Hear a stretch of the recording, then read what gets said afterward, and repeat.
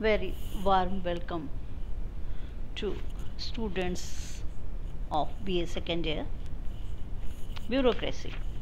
आज 2-3 दिन बाद मैं ये वीडियो अपलोड कर पाई हूँ क्योंकि मेरा जो मानना है कि मैं आपको समझाने का प्रयास करती हूँ एक पीपीटी के माध्यम से, जिसे तैयार करने में मुझे भी बड़ी मेहनत लगती है, लेकिन मैंने जैसा देखा है कि आप विद्यार्थी इसको बहुत ही कम देखते हैं। ठीक है, मैं अपना काम करती हूँ और आप लोग अपना काम करते हैं। मैंने हमेशा आप लोगों से अपेक्षा की है कि जो भी कमियाँ हों, जो आप सुझाव देना चाहते हैं अवश्य दें, लेकिन देखने में आया है कि इस संदर्भ में आप लोगों की भूमिका प्रायः शून्य ही दिखाई दे रही है। नौकरशाही, ब्यूरोक्रेसी के बारे में हम फर्स्ट ईयर में भी पढ़ चुके हैं और सेकेंड ईयर में हम बात करेंगे role of bureaucracy in democracy. आधुनिक राजनीतिक व्यवस्था का संचालन लोकतांत्रिक पद्धति से चुनी हुई सरकारों के द्वारा किया जाता है। विश्व के अधिकांश देशों में इन लोकतांत्रिक सरकारों ने मनुष्य में अधिकतम हित साधन के लिए लोक कल्याणकारी राज्य का संकल्प स्वीकार किया है। लोक कल्याण का यह आदर्श जनता के इन चुने हुए प्रतिनिधियों के द्वारा अकेले प्राप्त नहीं किया जा सकता, क्योंकि ये जो प्रतिनिधि चुनकर के आते हैं प्रायः लोकप्रियता के आधार पर आते हैं। कोई भी आधुनिक राज्य उच्च दर्जे की व्यावसायिक लोक सेवा के अभाव में आज अपना अस्तित्व नहीं बनाए रख सकता। आधुनिक राज्यों ने अपनी पूर्ववर्ती जो अहस्तक्षेप की नीति थी उसको त्यागा है और उसके बाद प्रत्येक आयाम के उत्थान में अपना योगदान देना प्रारंभ किया हुआ है। प्रशासन तंत्र के मानव जीवन में बढ़ते हुए इसी हस्तक्षेप को विद्वानों ने प्रशासकीय राज्य के रूप में विकसित किया। आज हम देखते हैं कि सरकार का संचालन और नागरिक कल्याण के आदर्शों और लक्षणों का क्रियान्वयन लोक सेवा की कुशलता, योग्यता, कर्तव्यनिष्ठा, सतर्कता और ईमानदारी पर अवलंबित हो गई है। कार्मिकों की इसी असैनिक सेवा को जो स्थायी, वैतनिक और कार्यकुशल अधिकारियों का समूह होता है उसे हम लोक सेवा कहते हैं। जनता के द्वारा जो चुने हुए प्रतिनिधि और राजनेता देश की शासकीय व्यवस्था में नीति निर्माण संबंधी आंशिक कार्य तो कर सकते हैं, किंतु उनके निष्पादन के लिए उन्हें निसंदेह लोक सेवा पर ही निर्भर रहना पड़ता है। प्रत्यायोजित विधान के माध्यम से भी हम देखते हैं कि व्यवस्थापिका के जो कार्य हैं वो कार्यपालिका के हाथों में काफ़ी संभव तक आ गए हैं। हस्तक्षेप की नीति का परित्याग करने के परिणाम स्वरूप राजनीतिक व्यवस्था में लोक सेवा की भूमिका महत्वपूर्ण होती जा रही है। किसी भी देश के विकास की योजनाओं के एग्जीक्यूशन के लिए, निष्पादन के लिए मैन पावर, मनी और मटेरियल, 3 चीज़ों की आवश्यकता होती है: मानव शक्ति, धन और सामग्री। और इन्हीं तीनों के अगर कुशल सामंजस्य, समन्वय नहीं हो तो कार्य ठीक से नहीं हो सकता है। इन तीनों में मनुष्य या मानव शक्ति अन्य 2 तत्वों की तुलना में महत्वपूर्ण होती है। किसी भी संगठन की गुणात्मकता को प्रभावित करने के लिए जरूरी है कि वहाँ कार्य करने वाले जो व्यक्ति हैं वो सक्षम हों। प्रभावी नौकरशाही जिसमें उत्साही और आधुनिक अभिजन हो, वह किसी भी संगठन के लिए आवश्यक होती है। हम बात करेंगे भूतपूर्व प्रधानमंत्री इंदिरा गांधी जी की। उन्होंने एक भाषण में यह मत व्यक्त किया था कि किसी भी देश और संस्था की गुणात्मकता एक निर्णायक सीमा तक उसके संयोजित कर्मचारियों की गुणात्मकता पर निर्भर करती है। यदि सरकार की नीतियां और कार्यक्रमों के निष्पादन में अधिक गति हो और रचनात्मक भूमिका है, तभी वो नीतियां सफल हो सकती है। सरकार को जनता के लिए हितकारी नीतियां बनानी होगी। हम बात करते हैं सिविल सर्विस एंड ब्यूरोक्रेसी, लोक सेवा और नौकरशाही। लोक सेवा शब्द का जो प्रचलित अर्थ है वो राज्य की असैनिक सेवा से है। ब्रिटेन में इस शब्द की जो परिभाषा दी गई, राजनीतिक या न्यायिक पदाधिकारियों के अतिरिक्त क्राउन में वे सेवक जो असैनिक रूप से सेवा योजित हों और जिनका पारिश्रमिक पूर्णतः या प्रत्यक्षतः उस धनराशि में से दिया जाता हो जो संसद द्वारा इसके लिए स्वीकृत की गई हो। मतलब अधिकारियों का जो समूह ऐसा पेशेवर निकाय लोक सेवा है जो स्थायी है, वेतनभोगी है और कार्यकुशल तथा दक्ष होता है। ये परिभाषा दी थी हरमन फाइनर ने लोक सेवा के संदर्भ में। तो लोक सेवा से जो अभिप्राय है, किसी भी राज्य की सरकार के में कार्य करने वाले सभी पदाधिकारियों, जिसमें उच्चतम स्तर से लेकर के कनिष्ठतम कर्मचारियों को सम्मिलित किया जाता है।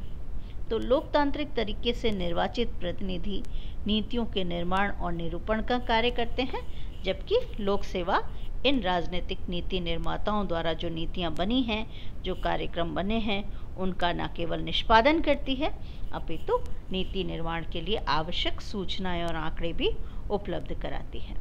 सामान्य लोग इसी लोक सेवा को नौकरशाही के नाम से संबोधित करते हैं।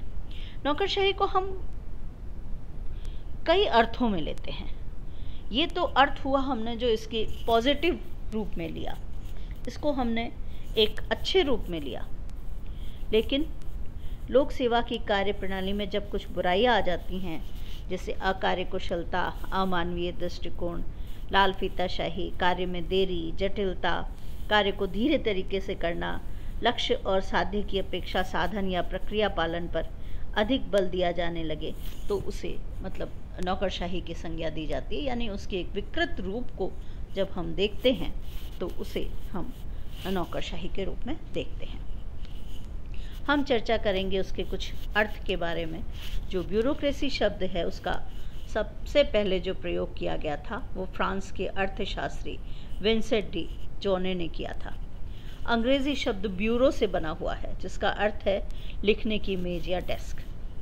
इस शब्द को अनेक अर्थों में प्रयोग किया जाता है। सरल शब्दों में यदि व्यक्त करें तो सरकारी सेवा में कार्य करने वाले अधिकारियों कर्मचारियों का सामूहिक नाम है।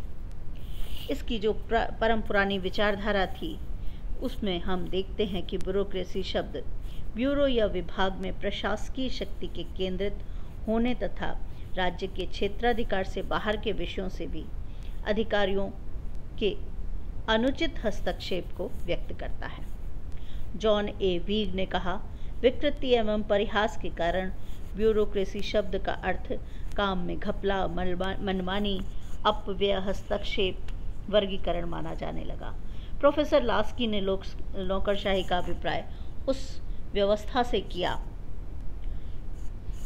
जिसका पूर्ण रूपेण नियंत्रण उच्च अधिकारी के हाथों में होता है और जो स्वेच्छाचारी हो जाते हैं और नागरिकों की चिंता करते समय कोई भी संकोच नहीं होता। आधुनिक विचारधारा जो कही गई है वो कर्मचारियों के एक व्यावसायिक वर्ग से जुड़ी हुई है और यह विचारधारा के अंतर्गत हम देखेंगे कि पॉल एच एप्लवी बताते हैं कि नौकरशाही तकनीकी दृष्टि से कुशल कार्मिकों का एक व्यावसायिक वर्ग है। कुशल कार्मिकों का एक व्यावसायिक वर्ग है जिसका संगठन पद सोपान के अनुसार किया जाता है और जो निष्पक्ष होकर राज्य का कार्य करते हैं। यानी इसको हमने एक पॉजिटिव वे में लिया है। नेगेटिव वे में परंपरागत विचारधारा थी, ट्रेडिशनल व्यूज़ थे और मॉडर्न व्यूज़ जो हैं वो इसके अच्छे उसको देखते हैं। कार्ल फ्रेडरिक ने कहा, नौकरशाही उन लोगों के पद सोपान कार्यों के विशेषीकरण तथा उच्च स्तरीय क्षमता से युक्त संगठन है जिन्हें इन पदों पर कार्य करने के लिए प्रशिक्षित किया जाता है। एफएम मार्क्स का योगदान बच्चों नौकरशाही के संदर्भ में काफ़ी अधिक रहा। मार्क्स ने बहुत सारे नौकरशाही के प्रकार भी बताए, नौकरशाही की परिभाषा भी अलग से बताई। तो उन्होंने कहा, नौकरशाही पद सोपान, क्षेत्राधिकार, विशेषीकरण, व्यावसायिक प्रशिक्षण, निश्चित वेतन एवं स्थायित्व जैसी विशेषताओं से युक्त एक संगठन है। इस प्रकार नौकरशाही से संबंधित परिभाषाओं के अर्थ में अलग अलग विभिन्नता है, लेकिन हम कह सकते हैं कि नौकरशाही एक ऐसी प्रशासकीय व्यवस्था है जो सार या प्रशासन के लक्ष्यों की अपेक्षा प्रक्रिया पर अधिक बल देती है। कार्य करने के तरीका पर अलग, प्रोसेस पर अलग बल देती है ऑब्जेक्टिव्स की अपेक्षा। छोटी सी चर्चा हम FM मार्क्स की भी करेंगे पुनः इस संदर्भ में। एक FM मार्क्स ने जो नौकरशाही के प्रकार बताए हैं उसको तो हम देखेंगे ही, लेकिन नौकरशाही के संदर्भ में जो मत व्यक्त किया है वो ये किया है, करोड़ों लोगों ने नौकरशाही शब्द नहीं सुना है, किंतु जिस किसी ने भी सुना है वह उसके प्रति शंकालु है। वह यह समझता है कि नौकरशाही बुरी चीज़ों से संबंधित है। किंतु हम नौकरशाही को एक विशेष प्रकार के संगठन के रूप में देखते हैं। हम नौकरशाही को अच्छे प्रबंध में एक बाधा के रूप में देखते हैं, हर्डल के रूप में देखते हैं जो कि मैनेजमेंट के प्रति होती है। नौकरशाही को हम एक बड़ी सरकार के रूप में देखते हैं, as a big government, bureaucracy as a big government, bureaucracy as a specific type of organisation, bureaucracy as a hurdle in the efficient management or organization, bureaucracy as a stumbling block for civil liberties, यानी नौकरशाही नागरिक स्वतंत्रता के विरोधी के रूप में भी है। तो 4 रूपों में FM मार्क्स ने इसको देखा। एक विशेष प्रकार के संगठन के रूप में, यानी नौकरशाही सरकारी नीतियों को क्रियान्वित करने वाला एक ऑर्गेनाइजेशन है। बाधक के रूप में भी देखा, जहाँ पर प्रशासन में दैनिक कार्यों पर बल दिया जाता है, नियमों की तुलना में लचीलेपन को देखा नहीं जाता, निर्णय में विलंब होता है, मनमानी होती है, अति व्यय होता है, नए नए प्रयोग नहीं करना चाहते, कठोरता की बात की जाती है, अमानवीयता होती है, औपचारिकता होती है, अपनी उन्नति पर अधिक ध्यान देना, आत्महीनता, ये बहुत सारे नौकरशाही के लक्षण हैं जो कि अच्छे प्रबंध में बाधक हैं, जो कि एफिशिएंट मैनेजमेंट ऑफ ऑर्गेनाइजेशन में एक हर्डल है। एक बड़ी गवर्नमेंट के रूप में आज हम देखते हैं कि सरकार का स्वरूप निरंतर विस्तृत होता जा रहा है। जैसे जैसे जागरूकता बढ़ रही है, जैसे जैसे कार्य बढ़ रहे हैं, वैसे सरकार भी बड़ी हो जाती है।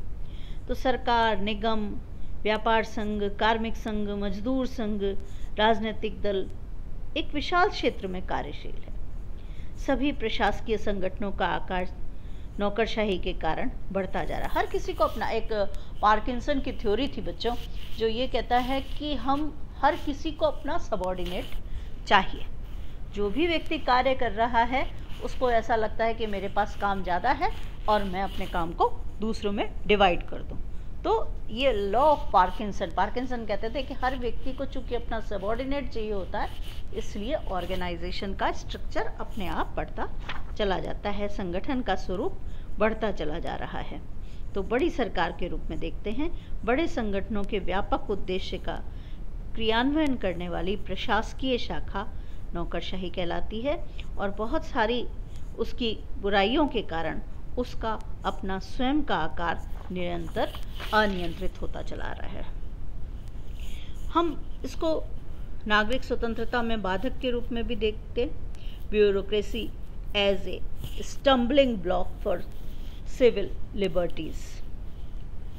लास्की ने इस बारे में कहा, जिसमें उन्होंने कहा सरकार एक ऐसी प्रणाली है जिसका नियंत्रण पूर्ण रूपेण अधिकारियों के हाथों में होता है, जिनके कारण सामान्य नागरिकों की स्वतंत्रता भी खतरे में पड़ जाती है, जिनका उद्देश्य केवल स्वयं की उन्नति करना होता है, चाहे उसके लिए नागरिकों की स्वतंत्रता को ही हानि क्यों ना पहुंचानी पड़े। तो ये आज हमने चर्चा की बच्चों, नौकरशाही क्या है, नौकरशाही की परिभाषा क्या है। अब इसके बाद अगले वीडियो लेक्चर में हम पढ़ेंगे कि नौकरशाही के प्रकार क्या हैं, नौकरशाही की क्या अच्छाइयाँ हैं, और नौकरशाही की कमियों पर प्रकाश डालेंगे। आप सभी से ये अनुरोध है कि इन वीडियो को देखा करें, इन्हें आप इस चैनल को भी सब्सक्राइब करें ताकि सारे नए वीडियोस आपके पास आ सकें। सभी को बहुत बहुत धन्यवाद। Thank you all of you.